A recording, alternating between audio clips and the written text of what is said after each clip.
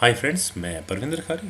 Friends, आज की ये हमारी गेम भारत के एक और यंगस्टर आदित्य मित्तल की है। वैसे वो इतने यंग भी नहीं है, वे बस अभी तक सिर्फ 12 साल के ही हैं और उन्होंने 12 साल 5 महीने की उम्र में अपना इंटरनेशनल मास्टर टाइटल अचीव कर लिया है। और ये करिश्मा उन्होंने फरवरी 2019 में हुए एरोफ्लोट ओपन टूर्नामेंट में किया।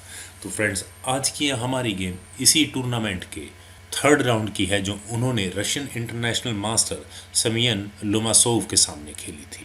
तो फ्रेंड्स, आइए सीधा इस गेम पर चलते हैं। यहाँ गेम की शुरुआत की आदित्य मित्तल ने D4 के साथ, तो नाइट F6 से लोमासोव ने यहाँ रिप्लाई दिया। Then C4 E6, knight C3, bishop B4 Nimzo Indian defence, तो E3 Rubinstein system. Then c5, bishop d3, knight c6, knight at g goes to e2, then c takes d4, e takes d4, d5, c takes d5, knight takes d5।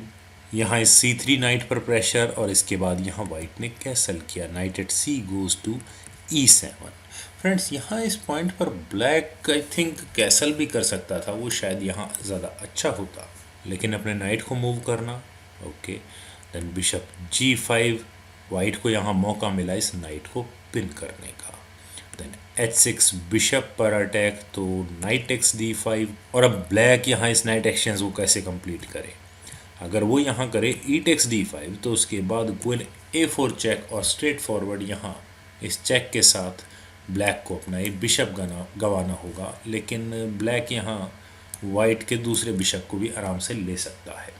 तो यहाँ इस situation से दूसरा एक काम और किया जा सकता है। अगर ब्लैक यहाँ करे H टेक्स G5, तो उसके बाद knight takes B4 and straight forward यहाँ ब्लैक को मौका मिलेगा क्वीन D6 करने का। और इधर यहाँ H2 पॉन पर चेकमेट की थ्रेट होगी, तो उसके लिए F4। और ये सिचुएशन ऐसी भी नहीं होगी कि वाइट यहाँ किसी भी तरह की कोई प्रॉब्लम में फंस सके। लेकिन यहाँ मटेरियल एक्सचेंज इस तरह से कंप्लीट नहीं किया गया था। यहाँ लोमासोव ने किया था क्वीन टेक्स D5। और अब यहाँ ब्लैक क्या करे। ब्लैक के लिए चेस इंजन रिकमेंडेशन है कि उन्हें यहाँ अपने बिशप को E3 स्क्वायर पर लेकर आ जाना चाहिए था। और अगर हम यहाँ से इस गेम को आगे बढ़ाएं, तो ब्लैक बड़ी आराम से यहाँ कैसल कर लेता। देन A3, बिशप को यहाँ फोर्स कर सकता था वाइट कहीं और मूव करने के लिए। Then bishop D3, knight C3, queen A5। Okay, और यहाँ एक अच्छा खासा टर्न अराउंड गेम ले सकती थी। लेकिन यहाँ आदित्य ने इस पोजीशन से एक चेक दी थी, वो भी अपनी क्वीन से, क्वीन A4 चेक। और उनकी कोशिश इस B4 बिशप पर प्रेशर बनाने की है। लेकिन अभी वाइट का बिशप भी तो पॉन के ऊपर रखा है। सपोज अगर यहाँ ब्लैक करे बिशप D7, तो उसके बाद क्वीन टेक्स B4, ठीक है। लेकिन अब यहाँ ब्लैक कर सकता है क्वीन टेक्स G5। लेकिन लोमासोव ने यहाँ गेम को बिल्कुल सिंपल रखा। उन्होंने यहाँ अपने नाइट को C6 स्क्वायर पर प्लेस करके अपने बिशप पर डिफेंस बनाया। Then bishop E3, bishop D7, then knight F4, queen पर अटैक। तो अब यहाँ ब्लैक को क्या करना चाहिए था। ब्लैक को आई थिंक यहाँ क्वीन एक्सचेंज करने की कोशिश करनी चाहिए थी। वो यहाँ कर सकते थे क्वीन A5। और अगर हम यहाँ से इस गेम को आगे बढ़ाएं, तो queen D1, then bishop D6। Okay, knight पर अटैक हो सकता था। देन नाइट H5, और इसके बाद यहाँ ब्लैक कैसल कर सकता था और बेटर जगह लॉन्ग साइड ही होती। लेकिन यहाँ ब्लैक ने अपनी क्वीन को तो बचाया, पर D6 स्क्वायर पर A3, आदित्य ने यहाँ इस बिशप पर अटैक बनाया। लेकिन फ्रेंड्स, यहाँ इस पॉइंट से आदित्य अगर चाहते तो वो अपने बिशप को B5 स्क्वायर पर रखकर एक काफ़ी स्ट्रॉन्ग प्ले कर सकते थे। खैर, लेकिन यहाँ आदित्य ने ऐसा कुछ नहीं किया था। उन्होंने यहाँ इस पोजीशन से किया था A3, बिशप पर अटैक बनाया, तो ये बिशप A5 स्क्वायर पर ही जाएगा। और अब यहाँ वाइट को क्या करना चाहिए। वाइट की डेवलपमेंट यहाँ काफ़ी अच्छी है, तो उन्हें यहाँ अपने रुक्स को सेंट्रलाइज करने की कोशिश ज़रूर करनी चाहिए थी। लेकिन उन्होंने यहाँ किया नाइट H5, और मेरी नज़र में ये मूव थोड़ा अननेसेसरी है। आखिर ये नाइट H5 स्क्वायर पर करने क्या गया है। और ब्लैक के पास यहाँ अपॉर्चुनिटी है कि वो अपने बिशप को C7 स्क्वायर पर ले जाकर यहाँ इस H2 पॉन पर कुछ प्रेशर बना सके। सपोज अगर यहाँ ब्लैक करे बिशप C7, तो यहाँ ये गेम कैसे आगे बढ़ सकती है। वाइट यहाँ करेगा बिशप F4, वापस क्वीन पर अटैक बनाएगा, तो E5, D takes E5। Black यहाँ वाइट के बिशप को ले सकता है। अगर वो यहाँ करे क्वीन टेक्स D3, तो उसके बाद E6, और यहाँ एक डिस्कवर्ड अटैक होगा ब्लैक के दोनों बिशप्स पर। लेकिन अभी यहाँ ब्लैक ने कैसल किया। तो क्वीन D1, और यहाँ वाइट की प्लानिंग बिल्कुल क्लियर कि अपने क्वीन को G5 में लाकर प्लेस करने की। और क्या अब यहाँ ब्लैक अपने बिशप को C7 स्क्वायर पर लेकर जा सकता है? अगर यहाँ ब्लैक करे बिशप C7 तो वाइट यहाँ क्या कर सकता है? वाइट एक काम तो कर सकता है कि अपने बिशप को F4 स्क्वायर पर ले जाए।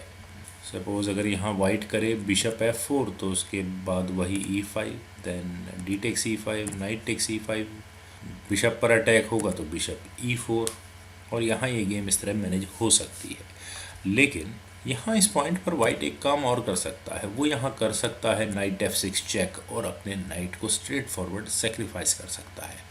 और अगर ब्लैक यहाँ इस नाइट सेक्रीफाइस को एक्सेप्ट करे G टेक्स F6 तो उसके बाद queen G4, then king H8, queen H5, और यहाँ वाइट डायरेक्ट चेकमेट की थ्रेट दे रहा होगा। तो ब्लैक यहाँ क्या कर सकता है? ब्लैक का ये चेकमेटिंग अटैक तो यहाँ बिल्कुल बेकार ही हो जाएगा। मुझे नहीं लगता कि ब्लैक के पास यहाँ इस चेकमेटिंग अटैक से बचने का कोई तरीका भी होगा।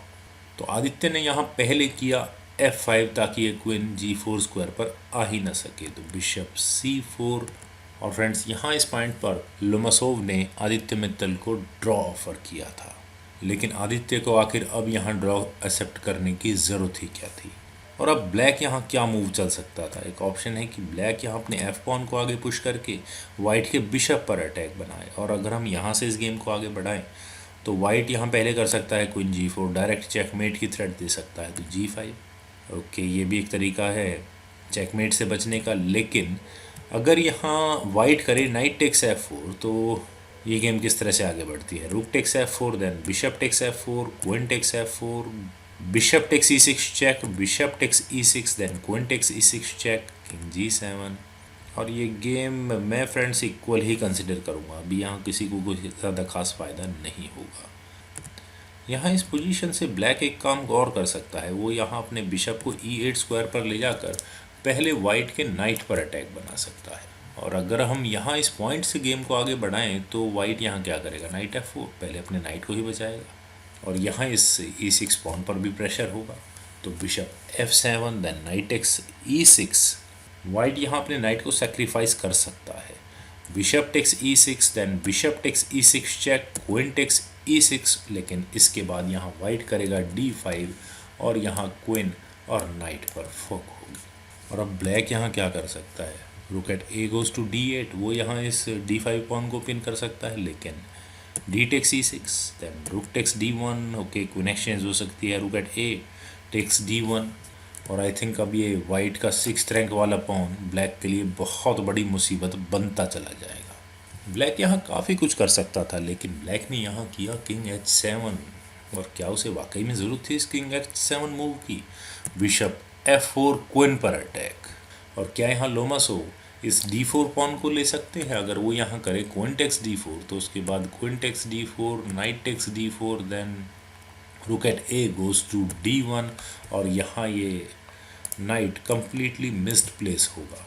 और सपोज अगर ब्लैक यहाँ इसका डिफेंस करे अपने बिशप से, बिशप को B6 स्क्वायर पर ले जाकर या कहीं और, तो उसके बाद बिशप E5, और मुझे नहीं लगता कि ब्लैक यहाँ इस नाइट का डिफेंस कर भी पाएगा। तो ये सेंटर का पॉन तो फिलहाल ब्लैक बिल्कुल भी नहीं ले सकता, पहले यहाँ उसे अपनी क्वीन बचानी पड़ी, तो क्वीन E7, देन D5। और फाइनली यहाँ आदित्य को मौका मिला सेंटर के स्पेस को ओपन करने का। E takes D5, queen takes D5, then rook at F goes to E8। और यहाँ अब आदित्य को मौका मिला फाइनल अटैक शुरू करने का। उन्होंने यहाँ किया B4, बिशप पर अटैक बनाया, और ये बिशप B6 स्क्वायर पर, तो rook at A goes to E1, queen पर अटैक, और अब ये क्वीन कहाँ जाएगी? और अब ब्लैक यहाँ अपनी क्वीन को किस तरह से बचा सकता है? अगर वो यहाँ अपनी क्वीन को बचाए सपोज D8 स्क्वायर पर, तो उसके बाद सिंपली यहाँ वाइट